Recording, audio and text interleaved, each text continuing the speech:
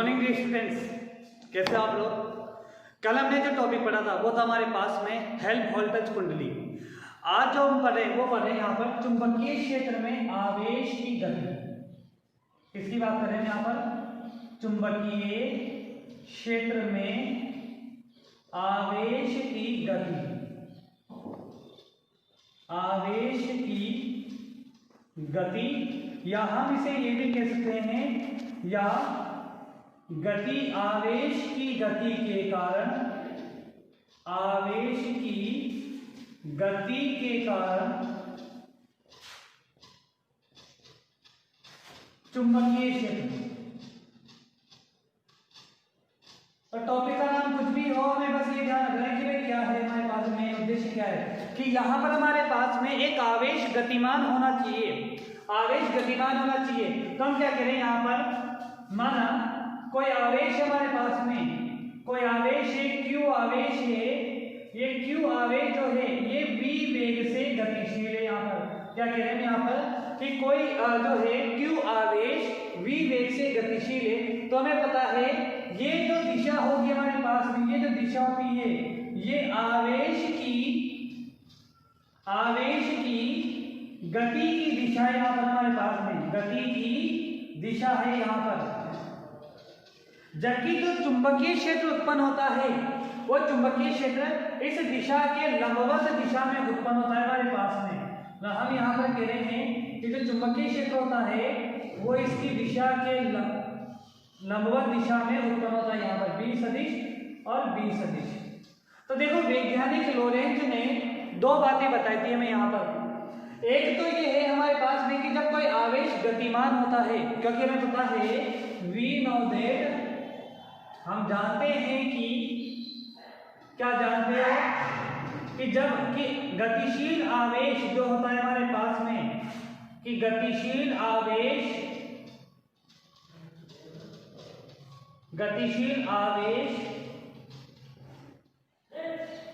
विद्युत क्षेत्र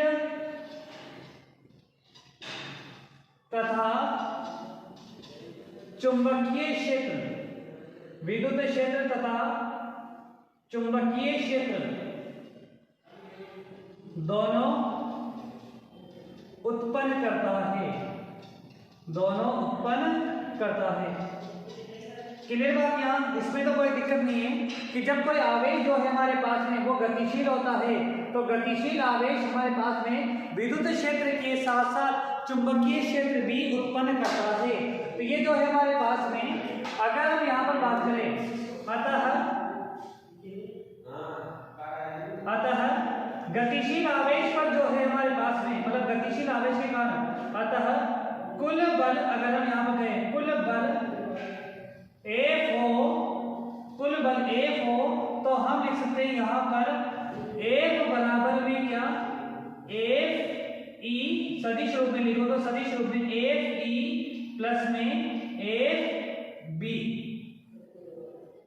लिख सकते हैं यहाँ पर। F E बराबर प्लस में क्या हो जाएगा, F B। मतलब अगर हम कुल बल की बात करें, क्योंकि देखो यहाँ पर एक तो विद्युत क्षेत्र भी उत्पन्न हो रहा है, एक चुंबकीय क्षेत्र भी उत्पन्न हो रहा है, तो यहाँ पर अगर कुल बल F हो तो हमने लिख दिया यहाँ पर F सदिश बराबर में F E प्लस में क्या, F B। जहां समीकरण नंबर में 1, जहां F E क्या है हमारे पास में, F E है यहाँ पर क्या, विद्युत बल। F E क्या है यहाँ पर, विद्युत बल। और जो है हमारे पास में F B क्या है हमारे पास में, चुंबकीय बल। F B क्या होगा हमारे पास में, चुंबकीय बल। लिख सकते हैं यहाँ पर ये बात। तो हमें एक और बात मालूम है, चूंकि हमें पता है यहाँ पर विद्युत बल जो होता है F E बराबर में, वो क्या होता है हमारे पास में, F E बराबर में होता है यहाँ पर कितना, Q E सदिश। जानते हो ना ये बात को, F E बराबर में होता है Q E सदिश, जहां Q क्या है, आवेश, और E होता है विद्युत क्षेत्र, तथा चुंबकीय बल जो होता है वो होता है हमारे पास में क्या, B बराबर में क्या होगा, सदिश रूप में लिखे अगर हम इसे तो सदिश रूप में लिख सकते हैं, बराबर में होगा Q V सदिश क्रॉस में B सदिश। ये बल मैंने अभी आपको बताया था, कौन सा बल था, अभी कल एक दिन पहले क्लास में बात की थी, ये बल होता है हमारे पास में चुंबकीय बल होता है यहाँ पर। तो ये जिसे हम क्या कौन सा बल भी कहते हैं, जिसे लोरेंज बल भी कहते हैं। कौन सा बल कहते हैं, इसे लोरेंज बल कहते हैं यहाँ पर। तो एफ ई बराबर में क्यू ई सदिश समीकरण नंबर में 2, समीकरण नंबर में 3। तो अगर हम यहाँ कुल बल ज्ञात करें तो बाय इक्वेशन समीकरण 1, 2 और 3 से अगर हम बात करें तो एफ सदिश बराबर में लिख सकते हैं यहाँ पर एफ सदिश बराबर में कितना, क्यू ई सदिश प्लस में कितना, यहाँ पर लिख सकते हैं क्यू वी सदिश क्रॉस में बी सदिश, या क्या लिख सकते हैं यहाँ पर एफ सदिश बराबर में क्यू कॉमन ले लिया, यहाँ बचेगा ई सदिश प्लस में कितना, बी सदिश क्रॉस में बी सदिश। तो ये समीकरण जो आई है हमारे पास में समीकरण नंबर 4, ये किसी गतिमान आवेश के कारण उत्पन्न होने वाला कुल बल है यहाँ पर। जबकि हम ये कहते हैं चुंबकीय क्षेत्र के बारे में, जब हमने परिभाषा लिखी थी तब हमने कहा था कि जब आवेश गतिमान होता है तो चुंबकीय क्षेत्र उत्पन्न होता है, लेकिन उस स्थिति में हम क्या कहते हैं, विद्युत क्षेत्र अनुपस्थित मानते हैं। तो हम यहाँ पर लिख सकते हैं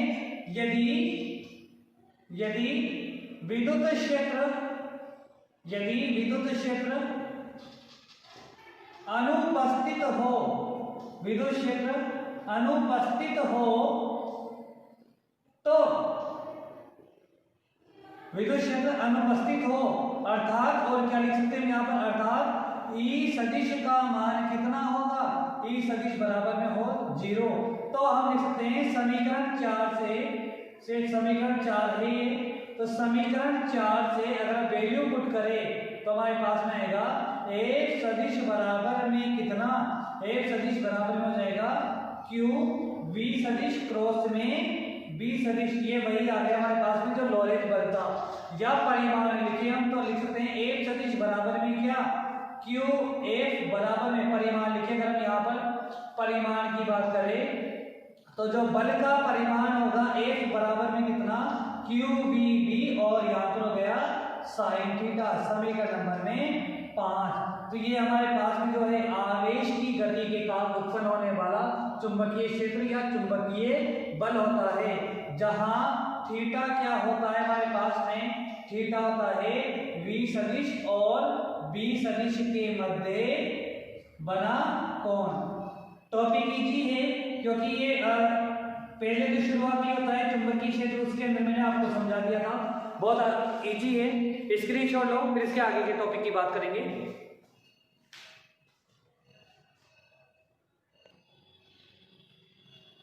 तो ले लिया आपने इसका स्क्रीनशॉट, मिटा दे। तो ये था हमारे पास में चुंबकीय क्षेत्र में आवेश की गति, उसकी बात की थी हमने यहाँ पर। अब जो है हम यहाँ पर बात करेंगे चुंबकीय क्षेत्र होगा हमारे पास में कैसा, लंबवत चुंबकीय क्षेत्र होगा। कैसा होगा हमारे पास में, ये लंबवत चुंबकीय क्षेत्र होगा। उसके अंदर हम जो है हम यहाँ पर आवेश की गति की बात करेंगे। तो लंबवत चुंबकीय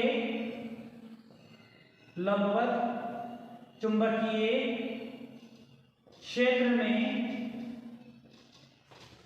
में आवेश की गति, लंबवत चुंबकीय क्षेत्र में आवेश की गति, इसकी बात करेंगे हम यहाँ पर। देखो ये क्वेश्चन इंपॉर्टेंट भी है क्योंकि आरबीएससी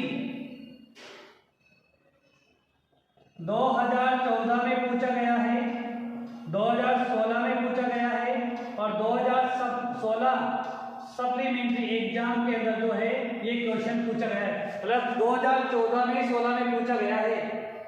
तो हम लंबवत चुंबकीय क्षेत्र में आवेश की गति की बात करेंगे। मतलब माना हमारे पास में एक चुंबकीय क्षेत्र है, वो लंबवत दिशा में गतिमान है। ये मतलब इस दिशा में हमारे पास में क्या उत्पन्न हो रहा है, इस दिशा में कोई आवेश है वो v वेग से गतिशील है।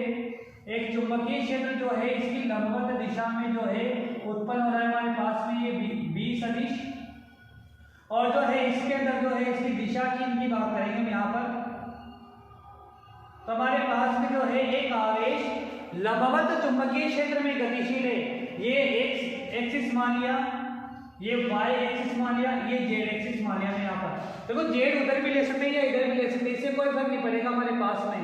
तो ये हम जो है लंबवत चुंबकीय क्षेत्र की बात कर रहे हैं यहाँ पर। इसके लिए हम क्या करते हैं, यहाँ पर हमारे पास में जो है या तो ऐसे कैसे रह दो, या इसके लिए जो है हम यहाँ पर एक फ्लो चार्ट भी बनाते हैं। यहाँ पर भाई किस प्रकार से होगा, यहाँ पर जैसे यहाँ पर एक फ्लो चार्ट बना दिया भाई, ये ग्राफ की विधि भी चलती है आजकल, जिसके हिसाब से भी हम बात करते हैं। यहाँ पर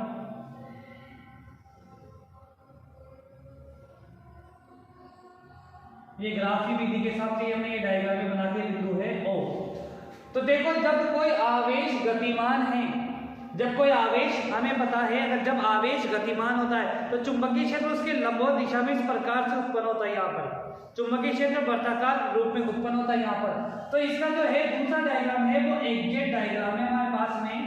यही डायग्राम हमें एग्जाम में बनाना है कि जब ये कोई बिंदु है P, जब आवेश गतिमान होता है तो उसके चारों ओर चुंबकीय क्षेत्र उत्पन्न होता है, तो वहां पर एक बल भी कार्य करता है। क्लियर बात, वहां पर एक बल जो चुंबकीय बल होता है वो भी कार्य करता है। तो अगर मान लिया आवेश की दिशा ऐसे है तो इसका जो चुंबकीय बल होगा वो इसके लंबवत दिशा में इस दिशा में कार्य करेगा। अगर आवेश की दिशा इस दिशा में है तो चुंबकीय बल अंदर की ओर इस दिशा में कार्य करता है।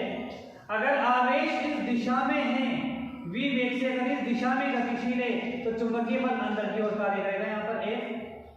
और अगर हमारे पास हम कहें भाई आवेश इस दिशा में गतिशील है यहाँ पर v वेग से, तो लंबवत चुंबकीय क्षेत्र इस दिशा में कार्य करेगा A।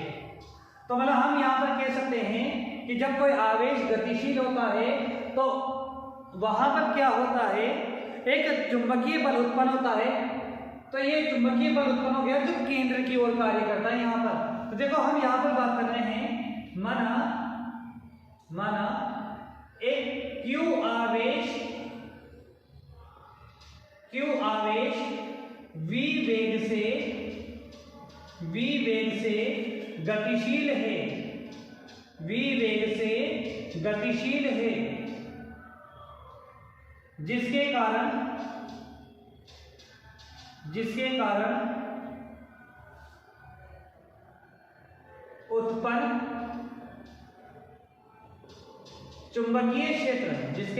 उत्पन्न चुंबकीय क्षेत्र B है।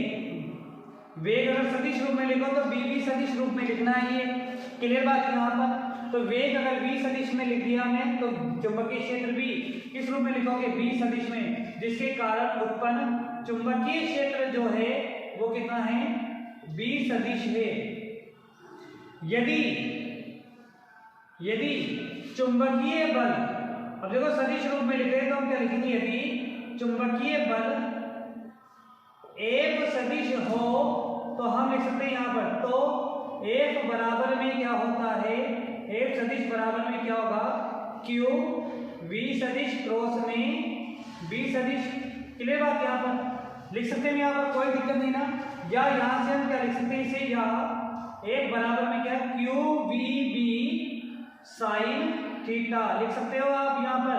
F बराबर में Q V B sine theta, cross product है इसलिए क्या आएगा यहाँ पर, साइन थीटा आएगा।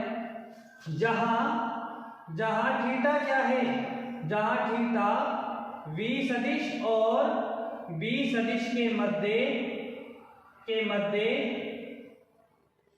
बना कोण है, तो थीटा इन दोनों के मध्य बना कोण है। तो अगर हम यहाँ पर बात करें, क्योंकि हम चुंबकीय क्षेत्र कैसा ले रहे हैं, लंबवत चुंबकीय क्षेत्र ले रहे हैं, तो लंबवत चुंबकीय क्षेत्र ले रहे हैं, तो चूंकि हम कह सकते हैं यहाँ पर कि B सदिश और B सदिश एक दूसरे के क्या है, एक दूसरे के लंबवत है। B सदिश और B सदिश एक दूसरे के लंबवत हैं, तो हम लिख सकते हैं यहाँ पर अतः थीटा बराबर में कितना होगा, जब दोनों एक दूसरे के लंबवत हैं तो थीटा का मान कितना होगा, 90 डिग्री होगा। तब हम लिख सकते हैं यहाँ पर साइन थीटा का मान कितना होगा, साइन थीटा का मान होगा 1। तब हम लिख सकते हैं यहाँ पर, इसे नाम दे दो समीकरण नंबर 1। हम लिख सकते हैं यहाँ पर समीकरण 1 से समीकरण 1 से बल का परिमाण F बराबर में कितना हो जाएगा, QVB। ये जो बल होगा हमारे पास में, ये कैसा बल होगा हमारे पास में, अधिकतम बल होता है। ये कैसा बल होता है, ये अधिकतम बल होता है। क्योंकि देखो थीटा का मान 0 भी होगा तो ये बल कैसा हो जाएगा, न्यूनतम हो जाएगा। और थीटा का मान जब 90 डिग्री है तो ये बल कैसा होगा हमारे पास में, अधिकतम बल होगा।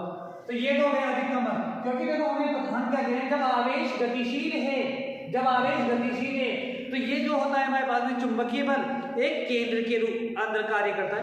और केंद्र की ओर कार्य करने वाले बल को हम कौन सा बल कहते हैं, अभिकेंद्रीय बल कहते हैं यहाँ पर। तो हम यहाँ पर लिख सकते हैं, हम यहाँ पर लिख सकते हैं कि देखो अतः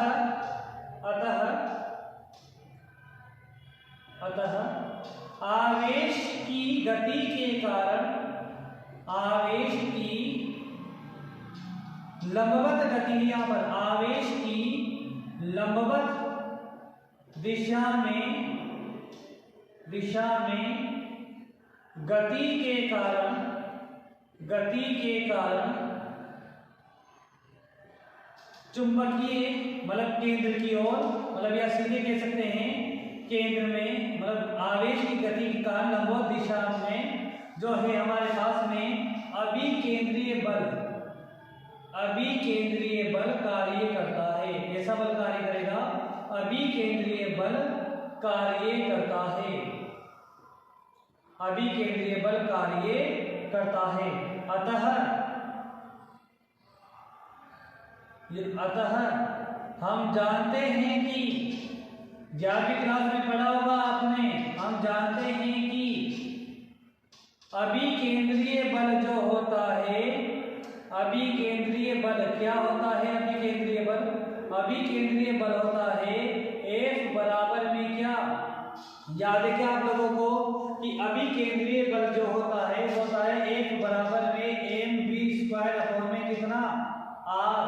समीकरण नंबर में 3, जहां m होता है आवेश का द्रव्यमान, v होता है वेग, r होती है हमारे पास में वृत्ताकार पथ की त्रिज्या। तो हम यहाँ पर लिख सकते हैं, देखो चूंकि दोनों बल समान हैं, चूंकि दोनों बल समान हैं, तो दोनों बल समान हैं तो हम यहाँ पर लिख सकते हैं अतः F बराबर में क्या होगा, F मैक्सिमम होगा। समीकरण नंबर में 4। स्क्रीनशॉट लो जल्दी से, फिर से आगे की बात करेंगे। ले लिया आपने स्क्रीनशॉट। तो देखो हम जो है अब ये समीकरण आपके पास में आई है, जहां से दोनों बलों को समान कर देंगे यहाँ पर। तो दोनों बलों को तो है समान करने पर क्या होगा हमारे पास में, ये एक फॉर्मूला बनेगा समीकरण 2, 3 और 4 से, बाय इक्वेशन समीकरण 2, 3 और 4 से हम लिखेंगे यहाँ पर। देखो F बराबर में F मैक्सिमम, तो F कितना है यहाँ पर, F है यहाँ पर mv² में R बराबर में कितना हो जाएगा, QVB। लिख सकते हैं हम यहाँ पर, एक V से एक V कैंसिल हो गया यहाँ पर, या हमारे पास में क्या बन गया यहाँ पर, या बन गया हमारे पास में mv बराबर में QVR। लिख सकते हैं यहाँ पर। देखो बार बार हम जो है ये समीकरण लिखेंगे, mv बराबर में QVR, या तो ऐसे लिखेंगे या हम यहाँ से लिख सकते हैं, या R बराबर में क्या लिखेंगे, mv बटा में क्या, QB। समीकरण नंबर में कौन सी हो गई है, समीकरण नंबर में 5। ध्यान रखना ये जो समीकरण आई है हमारे पास में R बराबर में mv बटा में QB, जब भी हम अगले टॉपिक में पढ़ेंगे तो बार बार यही समीकरण लिखेंगे, R बराबर में mv बटा QB। तो ये ध्यान रखना, इसलिए इसे मैं डबल ब्रैकेट में बंद कर रहा हूँ, हमारे लिए इंपॉर्टेंट है। R बराबर में mv बटा में QB, ये समीकरण लिख दिया हमने यहाँ पर। तो देखो यहाँ पर समीकरण नंबर 5 है, V नो दैट, क्योंकि आवेश गतिशील है। यहाँ पर हम जानते हैं कि आवेश गतिशील है, तो आवेश गतिशील है तो गति के कारण कौन सी ऊर्जा संचित होती है, तो गति के कारण होती है गतिज ऊर्जा संचित होती है। क्लियर बात यहाँ पर? तो आवेश की गति के कारण संचित होने वाली ऊर्जा जो होती है वो होती है गतिज ऊर्जा।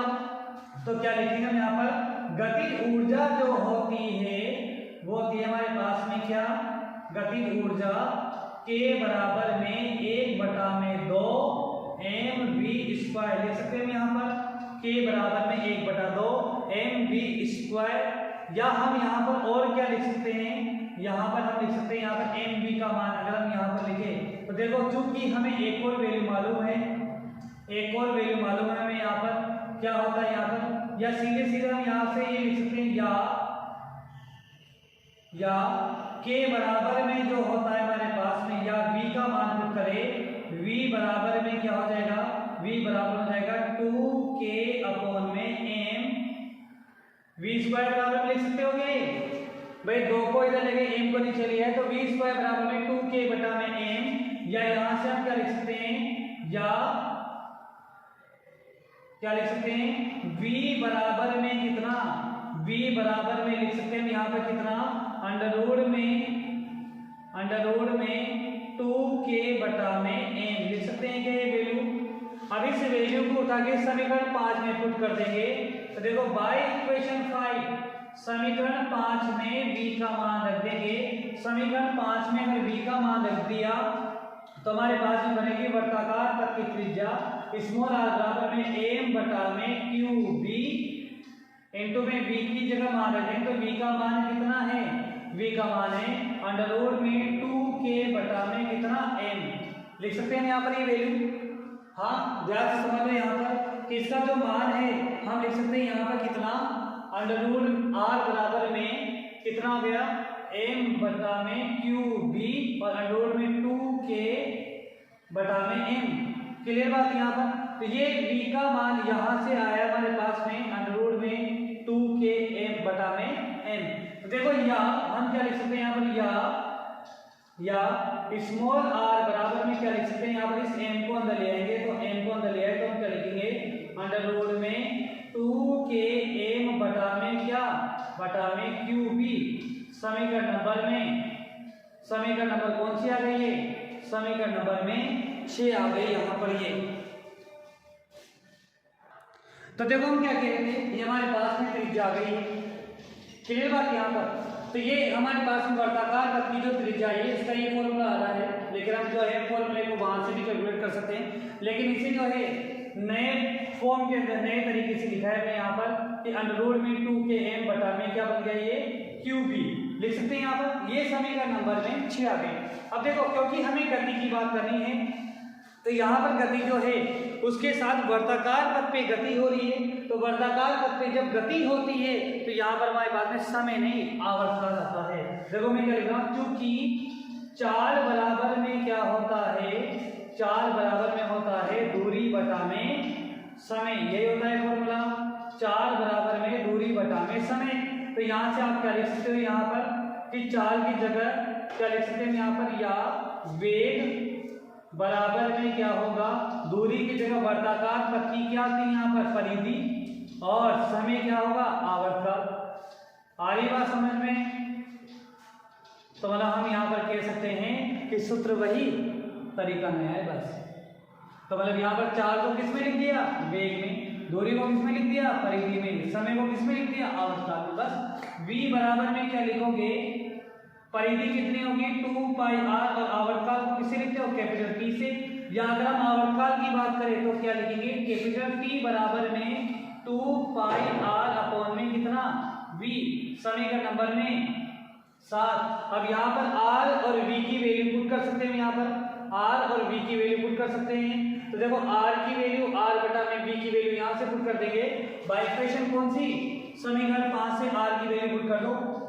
बाय इक्वेशन कौन सी? समीकरण नंबर 5 और 7 से r बराबर में कितना हो जाएगा?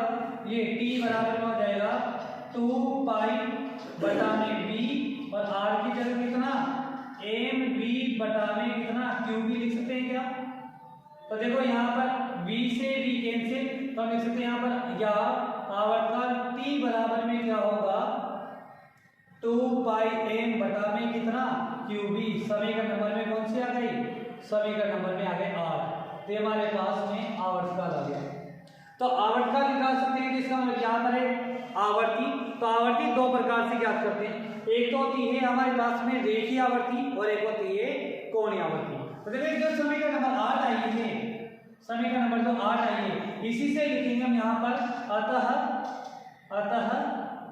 रेखीय आवर्ती क्या होती है? रेखीय आवर्ती, तो आवर्ती को सिंबल कोई सा भी लेना होता है, सिंबल या तो हम एन भी लिख सकते हैं, एफ भी लिख सकते हैं, या जो आपको ठीक लगे। तो रेखीय आवर्ती क्या होती है? न्यू, सुना है क्या नाम? Very good. तो न्यू बराबर में क्या होता है? 1/t। ये होता है प्रति सेकंड उत्पन्न विक्षोभों की संख्या या कंपनों की संख्या को आवर्ती कहते हैं। वैल्यू पुट कर दो भाई इक्वेशन 1। समीकरण 8 से वैल्यू पुट करेंगे तो हम लिख सकते हैं यहाँ पर रेखीय आवर्ती न्यू बराबर में क्या होता है? न्यू बराबर में हो जाएगा QB बटा में 2πm। समीकरण नंबर कौन सी आ गई? समीकरण नंबर आ गई 9।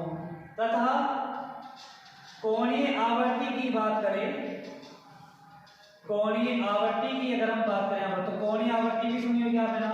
कोणीय आवर्ती होती है ओमेगा बराबर में कितना? 2π/t। याद है क्या? 11वीं क्लास में पढ़ा था हमने जब हम तरंगों के बारे में पढ़ रहे थे कि कोणीय आवर्ती क्या होती है? ओमेगा बराबर में 2π/t। वैल्यू पुट कर दें आप बाय इक्वेशन 8। समीकरण 8 से वैल्यू पुट कर देंगे तो हमारे पास में लिखेंगे ओमेगा बराबर में 2π/t। t का मान पुट कर देंगे, कितना हो जाएगा? 2πm इनटू में क्या हो जाएगा? QB ऊपर चला जाएगा, 2π से 2π कैंसिल, या ओमेगा बराबर में क्या हो गया? ये हो गया QB बटा में कितना? n। तो ये टॉपिक था हमारा आज का, समीकरण नंबर 10 टॉपिक था ये हमारा। बहुत बेहतरीन टॉपिक है। इसी फॉर्मूले का हम कल भी उपयोग करेंगे। तो चलते हैं, आप लोग भी वीडियो को जरूर लाइक और चैनल को सब्सक्राइब करना ना भूलें। इसी के साथ में अगली क्लास में मिलते हैं। Okay, thank you.